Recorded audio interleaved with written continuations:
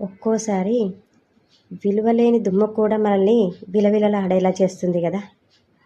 అలాంటిది విలువలేని మనుషులు మనల్ని బాధ పెట్టాలని ఎన్నో రకాలుగా మాట్లాడుతూనే ఉంటారు.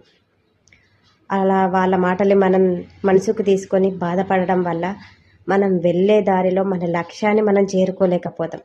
కాబట్టి వాళ్ళ మాటలు మీరు మనసుకు తీసుకోకుండా మీరు వెళ్ళే ఆ లక్ష్యం ఏదైతే ఉందో దాన్ని చేరుకొని వాళ్ళ నోరు మూయించండి. వాళ్ళ మాటల్ని మీరు పట్టించుకున్నట్టయితే మీరు వెళ్ళే దారిలో మీరు ఒంటరి వారవుతారు.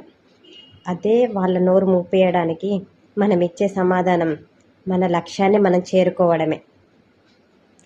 అర్థమైంది కదా. ఎవరు కూడా ఎదుటి వాళ్ళ మాటల్ని అస్సలు పట్టించుకోకండి. మీరు వెళ్ళే దారి మీ లక్ష్యం మీకు ముఖ్యం.